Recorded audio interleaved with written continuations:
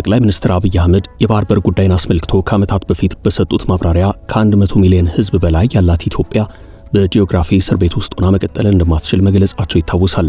የባህር በር ጥያቄ ለኢትዮጵያ የቅንጦት ሳይሆን የህልውና ጉዳይ መሆኑን የጠቀሱት ጠቅላይ ሚኒስትሩ በቀጠናው ዘላቂ ሰላምና የጋራ ብልጽግናን ለማረጋገጥ ሰጥቶ መቀበልን መሰረት ያደረገ የባህር በር ባለቤትነት አስፈላጊ ነው ብለዋል። የቀይ ባህር ጥያቄ ሳናነሳ ለብዙ ጊዜያት ተቀምጠናል። አሁንም ለምን ዝም አንልም? ከጎረቤት ሀገራት ጋር ቢያጋጨንስ የሚል ስጋት የሚያነሱ አካላት እንዳሉ ጠቁመው በወቅቱ የኢትዮጵያ ህዝብ ቁጥር 50 ሚሊዮን እንደነበርና አሁን በቅርቡ 150 ሚሊዮን ለሚሆን ህዝብ ግን የጂኦግራፊ እስረኛ ሆኖ መኖር እንደማይቻል አብራርተዋል። ይህ ሁሉ ህዝብ ድህነት ውስጥ ሆኖ መኖር በእጅጉ እንደሚከብደውና በተፈጥሯዊ ሂደት ወደ ሆነ ቦታ እንደሚበተን የአንድ አይሆን መውጫ ወይንም መተንፈሻ እንደሚፈልግ ነው የገለጹት። ለዚህ ደግሞ መነጋገርና መልክ ማስያዝ አስፈላጊ መሆኑን ተናግረዋል። ጠቅላይ ሚኒስትር አብይ እንዲህ ብለዋል። አስተያየት ሰጪዎች ግን አሜሪካ ግን የወደብ መምጫ መንገዱን እየዘጋችው ይመስላል ይላሉ። ጉዳዩን ተንታኞች አስተያየት ሰጥተውበታል። ከዚህ አስከትለን እንመለከተዋለን።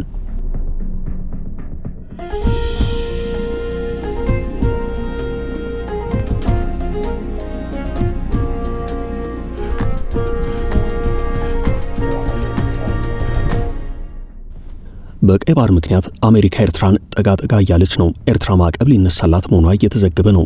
ኤርትራም የአሜሪካንን ውሳኔ ያድንቃለች። አሜሪካ በዚህ ሰዓት ኤርትራን ጠጋ የማለቷ ጉዳይ አንደኛው የኢራን ጉዳይ ሲሆን፣ ሁለተኛው ደግሞ የኢትዮጵያ የባህር በር ጉዳይ ነው። የኢራን ጦርነት ለአንዳንድ ሀገራት በለስ ይዞ መጥቷል።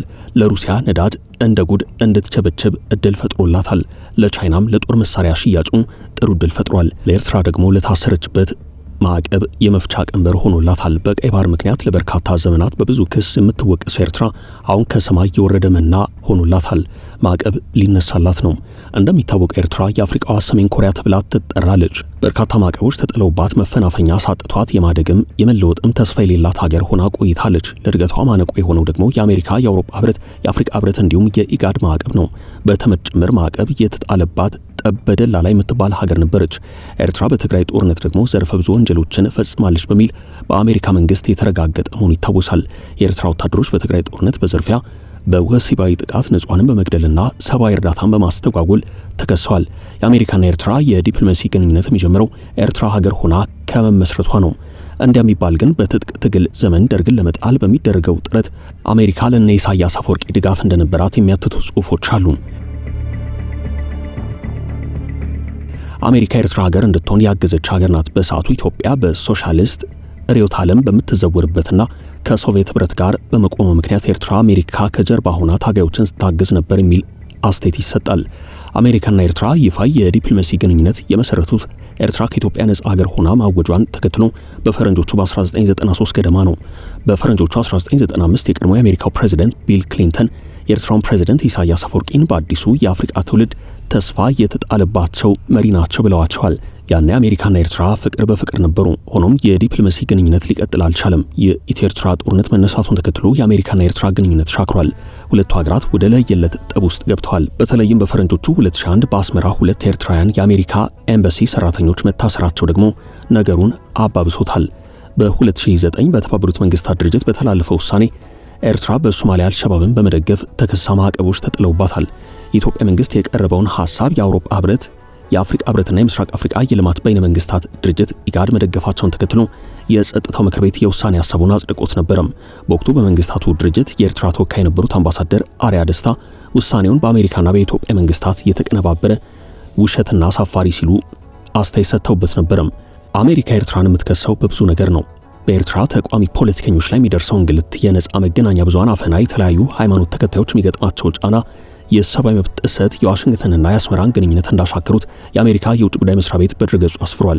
በትግራይ ጦርነት የኤርትራ ወታደሮች የፈጸሟቸው የሰብአዊ መብት ጥሰቶች የሁለቱን ሀገራት ግንኙነት ይበልጥ እንዳሻከረው ነው የሚነገረው። ደም አፋሳሹ የትግራይ ጦርነት በፕሪቶሪያው ስምምነት እልባት እንዲያገኝ ከፍተኛውን ድርሻ ከተወጡት መካከል አሜሪካ ዋነኛዋ ናት። አሜሪካ ማዕቀቡን ለማንሳት አሁን እየሞከረች ነው። ቀደም ሲል ባነሳነው ጉዳይ በተባበሩት መንግስታት ድርጅት በኩል በኤርትራ ላይ የተጣለውን ማዕቀብ አስመልክቶ ጠቅላይ ሚኒስትር አብይ አህመድ ወደ ስልጣን መምጣታቸውን ተከትሎ በኢትዮጵያ በኩል በነበረው ከፍተኛ የዲፕሎማሲ ስራና እንቅስቃሴ በኤርትራ ላይ ተጥሎ የቆየው በዋነኝነት የጦር መሳሪያን የሚመለከተው ማዕቀብ እንደተነሳ የሚታወስ ነው። አሜሪካ አሁን ደግሞ ሌሎች የኤርትራ ማዕቀቦች ለማንሳት እየተንቀሳቀሰች ነው የሚሉ መረጃዎች አሉ። ባለፈው ሳምንት የኤርትራ የማስታወቂያ ሚኒስቴር ባወጣው መግለጫ ፍትህ፣ ህጋዊነትና ፍትሃዊነት እንዲሰፍን የተሳሳተ ፖሊሲን የማስተካከል ሂደትን እንገፋለን ብሏል። አሜሪካ እንዴት ከሰብአዊ መብት ጥሰት ይልቅ የግል ጥቅም ያዛት የሚለው ደግሞ በአሜሪካ የተነሳው ሌላኛው ጥያቄ ነው። የቀድሞቹ የአሜሪካ ፕሬዝደንቶች ባራክ ሁሴን ኦባማና ጆ ባይደን የጣላቸውን ማዕቀቦች ህገወጥና የአንድ ወገን ፍረጃ ሲል የኤርትራ መንግስት ያጣጥላል። አሜሪካ ደግሞ ለጥቅሟ ስትል ብዙ ነገሮችን ታድርጋለች እያስባላት ነው። በዩናይትድ ኪንግደም የሚኖሩት ኤርትራዊት የሰብአዊ መብት ተሟጋችና የሂውማን ራይትስ ዋች ኮንሰርን ኤርትራ ዳይሬክተር ኤልሳ ጭሮም የሰብአዊ መብት ሁኔታ ሳይሻሻል ግንኙነት ማደስ የጂኦፖለቲካ ፍላጎት ከፍትና ከሰብአዊ ክብር ይበልጣል የሚል አደገኛ መልእክት ያስተላልፋል ብለዋል። የዓለም አቀፉ የሰብአዊ መብት ተሟጋች ሂውማን ራይትስ ዋች የአፍሪካ ቀንድ ዳይሬክተር ላቲሻ ባዲር የሰብአዊ መብት ጥሰትን ችላ ያለ የሰጥቶ መቀበል የዲፕሎማሲ ለዓመታት የተፈጸሙ ሰፊ ጥሰቶችን ያለ ቅጣት መታለፍን የሚያሰርጽ ነው ብለዋል። በቀይ ባህር ምክንያት በለስ የቀናት ኤርትራም በቀይ ባህር የህንድ ውቅያኖስና ሜዲትራኒያን ባህርን በማገናኘት በተለይም በዓለም ዙሪያ ተፈላጊ የሆነውን ነዳጅ ከመካከለኛው ምስራቅና ከባህረ ሰላጤው ሀገራት ለማጓጓዝ አጭር መንገድ በመሆኑ በዓለም ንግድና ፖለቲካ ወሳኝ ቦታ አለው።